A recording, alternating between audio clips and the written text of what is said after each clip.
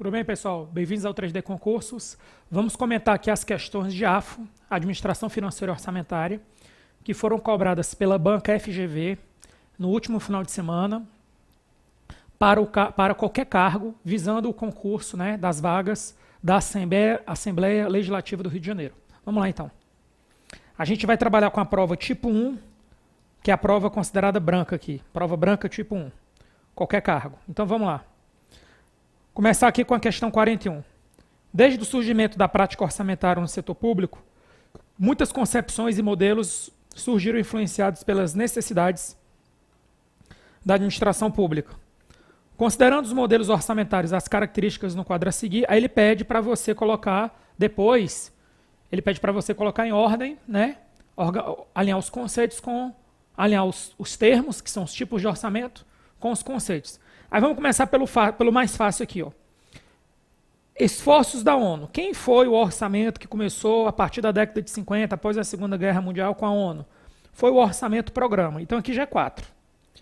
ênfase na classificação em unidades administrativas e elementos. Esse aqui é o tradicional. 1. O que é que eu sugiro que o aluno faça nessa hora? Ele já pare por aí e veja as opções, se tem alguma opção 4 em 1. Vamos lá? Aí você tem a opção aqui, ó, 4 em 1, letra D, e 4 em 3. Só que você já sabe que a opção é 4 em 1. Então, o gabarito é letra D de dado. Aí ele coloca 3, 4, 4, 1, 5, 2. Aí vamos só voltar aqui. 3, 4, 4, 1, 5, 2. Só para ver o que é. Tomadas de decisões, base 0. Legalmente exigido no Brasil, programa. Organicidade dos componentes de planejamento, programa. Reduzida relevância dos aspectos econômicos, 1. Regulamentado por alguns entes federativos, participativo. Visa instrumentalizar ação gerencial, desempenho. Beleza? Próxima questão, o orçamento público é elaborado com base em princípios, os quais correspondem a uma contribuição francesa para a evolução do orçamento público no mundo. O princípio orçamentário, que impõe restrições e faz concessões quanto à alocação dos recursos ou seja, o que é restrições quanto à alocação de recursos? Restrição é, eu não posso aplicar esse recurso ali, ou esse recurso tem que ser aplicado aqui. Esse é o princípio da não afetação, certo? Aí, que é o gabarito aqui, que é a letra E. Aí você poderia dizer assim, daria para ser equilíbrio? Não, não dá para ser equilíbrio porque não tem nada a ver com comparação de receita e despesa. Daria para ser legalidade? Não, porque legalidade é você só faz o que está previsto na lei, não tem nada a ver isso aí. Exclusividade, ou seja, não pode ter matéria estranha na LOA, nada a ver também. E especificação, discriminação. Especificação ou discriminação é detalhar o orçamento, certo? É discriminar o orçamento. Então, realmente, letra E. Vamos para a próxima questão. No primeiro mês do exercício financeiro, o orçamento de um ente público ainda não havia sido aprovado pelo Poder Legislativo. Porém, algumas receitas foram recolhidas aos cofres públicos nos primeiros dias do ano. Considerando que as receitas estão relacionadas ao orçamento e exercício e o ente não atravessa situações extraordinárias, as receitas arrecadadas antes da aprovação, certo, do orçamento poderiam ser classificadas nas seguintes categorias, exceto. Aí ele fala aqui, receita tributária, receitas contribuições, receitas originárias, receitas da dívida ativa, receitas de operação de crédito. Essa questão que ela foi mal formulada. Porque o que é que acontece? Se a lei do orçamento não for aprovada, você não pode realizar um empréstimo porque a LOA ainda não foi aprovada. Essas outras receitas que ele traz aqui, independente da LOA ser aprovada, elas vão ser arrecadadas. Então, o gabarito ele está certo, mas a questão ela foi mal formulada, por quê? Porque ela deveria dizer, em outras palavras, quais são as receitas que não poderiam ser realizadas enquanto a LOA não tivesse sido aprovada. Então, esse empréstimo ele não poderia ser realizado porque a LOA ainda não foi aprovada. Certo? Próxima questão. Em um determinado ente estadual, o limite da despesa com pessoal no âmbito do Poder Legislativo é de 60% para cada Casa Legislativa e 40% para o Tribunal de Contas. Então, ele está falando de um estado. Certo? Aí, o que é que acontece? Quando a gente fala de um estado, a gente deve lembrar dos limites estaduais da despesa com pessoal em relação à receita corrente líquida. Então, o executivo estadual é 49%, o legislativo estadual é 3%, o judiciário estadual é 6% e o que sobrou, que é 2%, é do Ministério Público. Então, o que está em jogo aqui, só para deixar claro, são 3% disso aqui. Ó. E ele fala que a receita corrente líquida foi 51.250 milhões de reais, certo? 3%.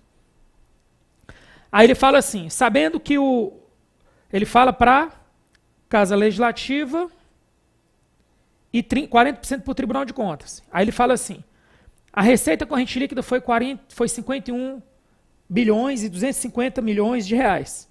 O limite máximo da despesa com o pessoal da Assembleia Legislativa corresponde a... Como é que a gente faz isso? Primeira coisa, você multiplica isso aqui por 3%. Aí como é que você faz?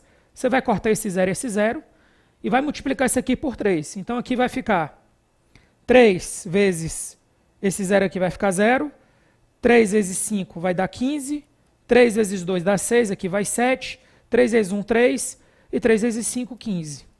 Certo? E aqui sobraram 4 zeros. Então até aqui como é que ficou? Aqui ficou um 0, ficou 3, e aqui ficou 3. Então ficou 1.537.000, certo? 500 mil. Note, pessoal, que existe essa resposta. Ó, qual é a resposta que tem? 1.537.000, ela está aqui.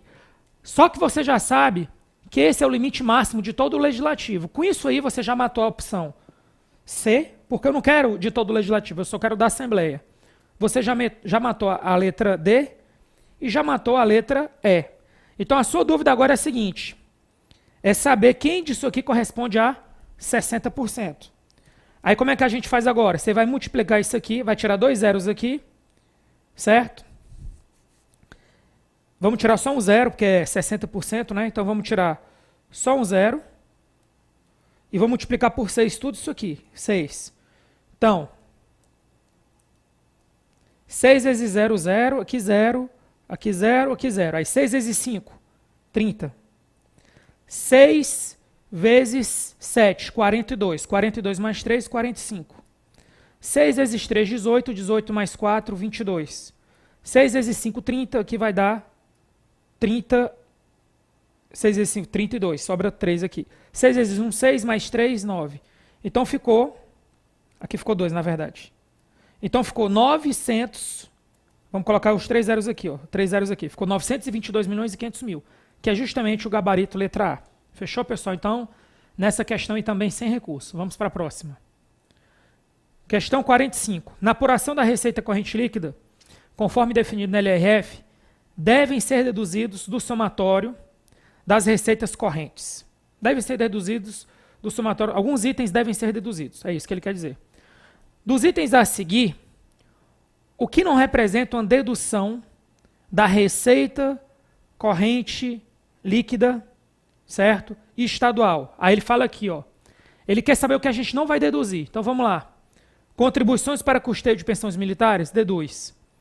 Previdência dos servidores, deduz. Dedução do Fundeb, deduz. Transferências constitucionais, deduz. Por que a C é a única correta? Porque a contribuição previdenciária dos trabalhadores nem do Estado ela é da União. Então, ela não vai ser deduzida porque ela nem entra no cálculo da receita corrente líquida do Estado. As contribuições previdenciárias dos trabalhadores, elas entram na receita corrente líquida da União. Então, por isso que o gabarito realmente é a letra C de casa. Próximo. De acordo com a renúncia, de acordo com o LRF, a renúncia de receita corresponde à concessão, ampliação de incentivo ou benefício de natureza tributária que corresponde a tratamento diferenciado. A renúncia de receita em que o ente estatal exclui o crédito tributário, a parte relativa à multa, por infrações cometidas, é denominada. Então, vamos lá. Isenção é sobre tudo, só que é antes do fato gerador. Anistia e remissão é após o fato gerador. Só que remissão é sobre tudo. E anistia é só sobre a multa. Por isso que o gabarito é letra B, anistia. 47. As despesas públicas são apresentadas no orçamento e nos demonstrativos contábeis fiscais de acordo com alguns critérios de classificação para fornecer informações de desempenho e controle. Algumas dessas informações são legalmente requeridas e as categorias previamente definidas. Uma dessas classificações então vamos lá. Para fins de consolidação, tem duas classificações que elas devem ser seguidas ipsilítem para fins de consolidação. É quanto à natureza e quanto à classificação funcional. Para nossa sorte, só tem funcional aqui. Então, institucional não é uma classificação padronizada para fins de consolidação. Coercitividade também não, impacto patrimonial não. Aí você pode dizer assim, mas a classificação programática, ela não é obrigatória, professor? Ela é obrigatória, mas ela não é usada como um critério de consolidação. Por isso que não poderia ser a letra C. Então, o aluno poderia até ter ficado em dúvida entre a letra A e a letra C, porque ambas são obrigatórias. Mas para fins de consolidação são usadas a letra A, certo? Não é usada a letra C, que é programática, e é usada outra que não está aqui na questão, que é a classificação quanto à natureza. Quanto à natureza, é outra classificação também usada para fins de consolidação. Próximo. A despesa orçamentária executada em estágios, tarará. O estágio da despesa, que por definição se considera ocorrido o fato gerador, é liquidação. Aqui também nada a comentar mais. De acordo com as disposições constitucionais, compete aos entes públicos desenvolver um adequado processo de planejamento que auxilie no cumprimento das suas competências. Uma das peculiaridades do planejamento do setor público é cada etapa do ciclo orçamentário pode ser cumprida de forma alternada pelos poderes. Falso. Dentro do ciclo orçamentário, a primeira etapa, o ator principal é o executivo. Na segunda etapa, o ator principal é o legislativo. Não dá para alternar a segunda etapa com o judiciário, que é o que ele está falando aqui. Não dá para trazer o Ministério Público para a segunda etapa. E na terceira etapa, cada poder executa a sua despesa aprovada. E na avaliação, o executivo envia a prestação de contas e o legislativo julga. Não tem como o judiciário julgar. Então não tem essa questão de alternabilidade aqui não. As prioridades do PPA federal devem ser refletidas nos planos dos entes estaduais e municipais. Não existe essa obrigação.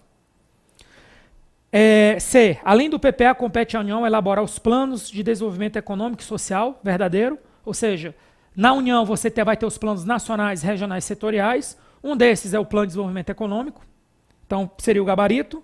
A participação apenas dos poderes legislativo e judiciário, falso. Por quê? Porque na terceira etapa, por exemplo, da LOA, todos os poderes, Ministério Público, Defensoria Pública executam. Os instrumentos de planejamento são elaborados de forma independente. Falso. Toda vez que ele fala independente, a alternativa aqui para ficar correta seria integrada. Então, pessoal, o gabarito realmente seria letra C de casa. 50. Fica limitado em 5% da receita corrente líquida para a concessão de novos programas de incentivos fiscais. Isso tem que estar onde? Pessoal, isso só pode estar na LDO, porque uma das competências na LDO é dispor sobre alteração na legislação tributária. E na legislação tributária entenda-se por renúncia de receita. Então, gabarito B de bola. Também não tem nenhum problema aqui. Questão 51. Durante o exercício financeiro verificou-se em um ente público que em um ente público a dotação para serviços de manutenção e equipamentos foi dimensionada a menor. Ou seja, já tinha. Se já tinha e estava menor, você vai abrir um crédito suplementar.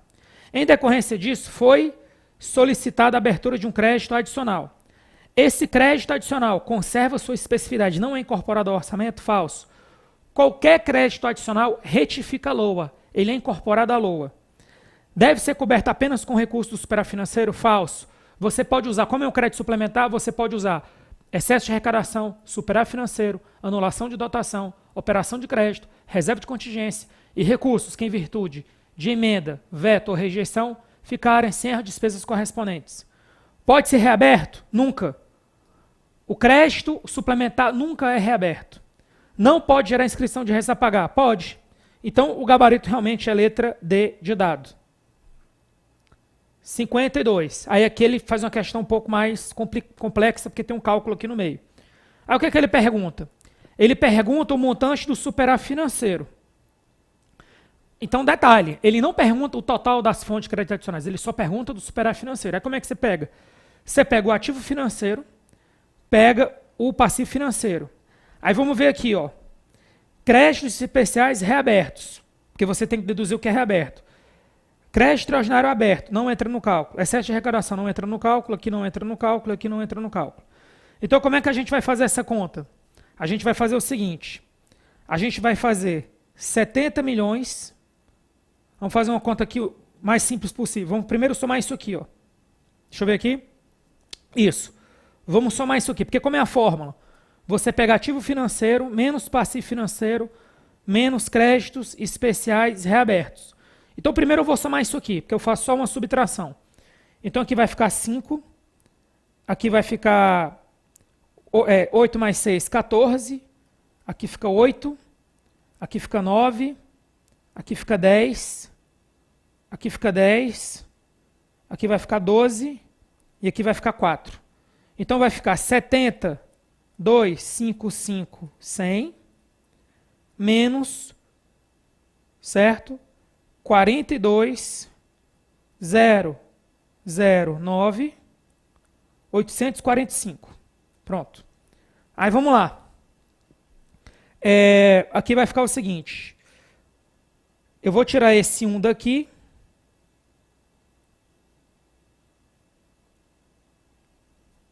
Eu vou tirar esse 1 daqui. Aqui vai ficar 55. Certo? Aqui vai ficar 55. Vamos tirar esse 4 daqui logo, ó, 4. Vamos jogar aqui 1.100. 1.100 menos, para facilitar a conta, 1.100 menos 845, como é que vai ficar? Vai ficar 155, certo? Vai ficar 255. Pronto. Aí aqui você vai ter, de novo, um 4 aqui, 14 menos 9, 5. Aqui ficou fácil agora. Aqui ficou 24. Aqui ficou 6, aqui ficou 10, aqui ficou 8 e aqui ficou 2. Se eu não errei nada, ficou 28 mil, 28 milhões, 245, 255. Vamos ver aqui. Ficou esse aqui. Tá certo. 215, na verdade, aqui, né? Quando eu tinha somado aqui. Só ver aqui o negócio. Ah, porque aqui era 225, pessoal. Eu copiei errado. Aqui era 225. Então aqui ficou realmente 1. Então, só para deixar claro, daria exatamente isso aqui mesmo, tá? Bateria. Próximo. De acordo com as disposições da Lei 4.320 do MCASP, os bens e serviços gerados ou adquiridos com a aplicação de recursos movimentados a partir de transferências pertencem ou se incorporam ao ente ou da entidade recebedora. A entrega, por meio de transferências correntes e de capital, podem ser feitas aos seguintes entes. É certo? Então, ele quer saber o seguinte, quando é que você consegue fazer uma transferência voluntária? Você não faz, para você fazer transferência voluntária, tem que sair do ente e ir para outro ente, ou para um consórcio. Então, não dá para fazer transferência voluntária dentro do mesmo ente. Então, questão interessante isso aqui. Então, gabarito, letra D de dado. Questão 54. Ele quer as opções corretas. Então, vamos lá. Informações acerca das despesas podem ser acompanhadas dos relatórios fiscais. E ele fala assim, a Lei 4.320 define restos a pagar como despesas empenhadas, mas não pagas até 31 de dezembro. Informações acerca dessas despesas podem ser acompanhadas a partir dos relatórios fiscais. Acerca das informações dos restos a pagar, analisa as afirmativas a seguir. O demonstrativo dos restos a pagar por órgão, poder e órgão, é um anexo do réu, divulgado em todos os bimestres, verdadeiro. Lembrando, o que vai no réu são os restos a pagar inscritos no ano passado e como você vai pagando eles, certo? No ano passado e nos anos anteriores. O que vai no relatório de gestão fiscal é só as despesas empenhadas e não pagas naquele exercício. 2. O demonstrativo dos restos a pagar é um anexo do relatório de gestão fiscal divulgado apenas no terceiro quadrimestre. Verdadeiro. As versões simplificadas, tanto do réu quanto do EGF, apresentam informações sobre restos a pagar. Verdadeiro. No último ano de mandato, a LRF veda a inscrição de despesa em restos a pagar. Falso. O que é que a LRF veda? Ela veda que você não inscreva restos a pagar acima das disponibilidades financeiras. Mas se você tiver disponibilidade financeira, você pode escrever em restos a pagar. Então, o gabarito realmente é a letra B de bola. Agora vamos para a próxima questão, certo? Que é uma questão mais complicada. Pessoal, então essa questão 55 ela foi hard, porque ela questiona para você como você calcula a dívida consolidada em um ente da federação. Beleza? Então vamos lá. Os dados apresentados foram extraídos do relatório de gestão fiscal de um ente estadual, então é um estado. E aí, para começar logo, no ente estadual, a dívida consolidada tem um limite. Ela é 200% da receita corrente líquida. 200% da receita corrente líquida. Aí ele fala aqui, ó, qual é o valor da dívida. Então você vai ter a dívida mobiliária, você vai ter a dívida contratual, você vai ter os precatórios, você vai ter as outras dívidas. E aí você vai ter o quê? Você primeiro vai calcular isso aqui. Só que em cima da dívida consolidada, você vai chegar na dívida consolidada líquida. Então isso aqui, ó, é a dívida consolidada bruta. Só que da dívida consolidada bruta, você vai tirar esse cara aqui e esse cara aqui. Só que desse cara aqui, você tem que diminuir, certo? Os restos a pagar processados. Então vamos lá, como é que a gente vai fazer isso? Primeiro vamos somar toda a dívida consolidada bruta. Então vamos lá, vamos fazer aqui. 5 mais 5 mais 5, 15. 1 mais 5, 6, aqui 14. 14 mais 4, 18. 18 mais 2, 20. 2 mais 8, 10. 10 mais 6, 16. 16 mais 2, 16 mais 6. 16 mais 6, 22. 22 mais 2, 24. 2 mais 4, 6. 0, 0, 0. 6 mais 6, 12. Aí já vem para cá agora. 1 mais 7, 8. 8 mais 1, 9. 9 mais 1, 10. Agora já ficou mais no final. 9 mais 4, 13. Sobe 1. E aqui ficou 3 e aqui ficou 10. Então aqui ficou 103, 302, 405. Isso é a dívida consolidada bruta. Aí o que você vai ter que fazer agora? Você vai pegar a disponibilidade financeira e somar. Então vamos lá, aqui vai dar 5. 4 mais 4, 8. 1 mais 3, 4. 9 mais 4, 13. 1 mais 2, 3. 3 mais 1, 4. 9 mais 9, 18. E aí, 6 mais 1, 7. Então, isso aqui são as minhas disponibilidades. 7 só para deixar claro aqui.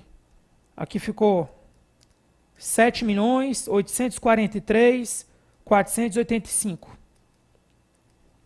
Só que disso daqui, pessoal, você tem que tirar os restos a pagar processados. Então, isso aqui vai ficar menos 3.072.730. Isso aqui vai ser igual a quanto? Agora é subtração. 5.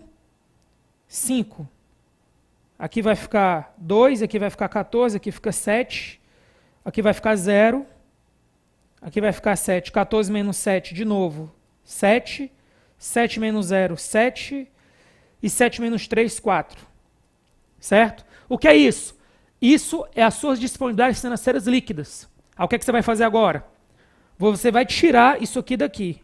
4.770.755. Então aqui vai ficar 0. Aqui vai ficar 3, aqui vai ficar 10, aqui vai ficar 5.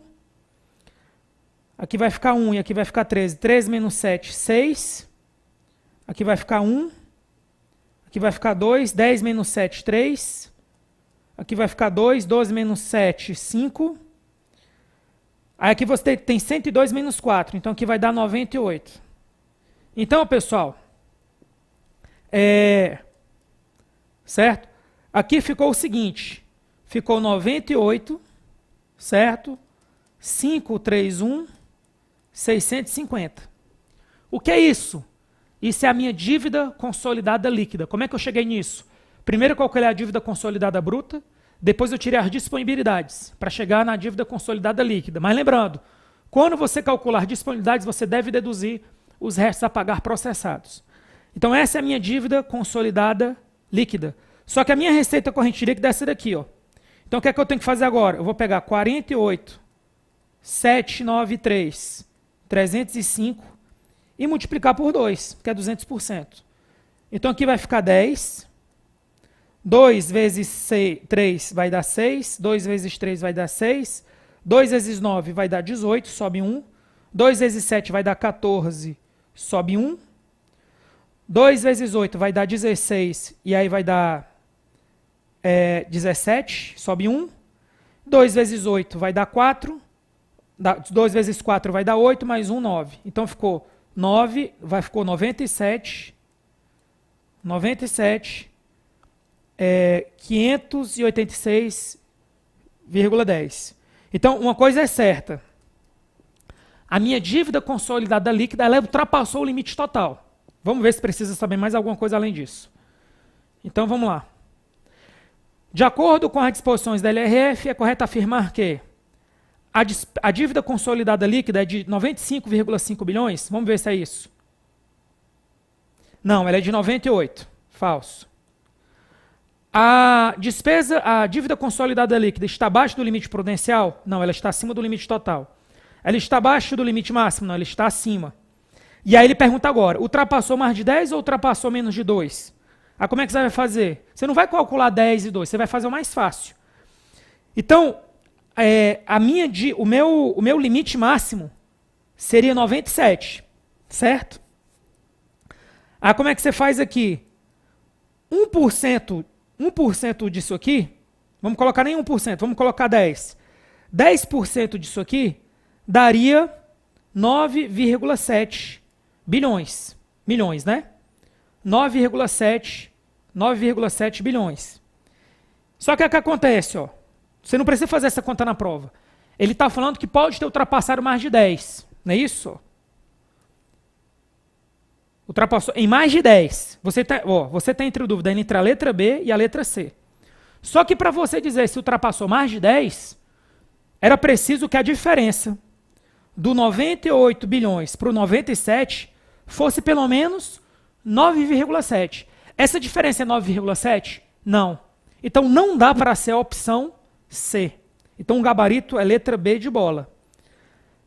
Beleza, pessoal? Então essa questão foi a mais difícil da prova, sem sombra de dúvida, questão hard, mas que nós aqui no nosso curso de contabilidade pública, orçamento público, a gente trabalha com esse tipo de questão. Beleza, pessoal? Fiquem com Deus e até a próxima prova.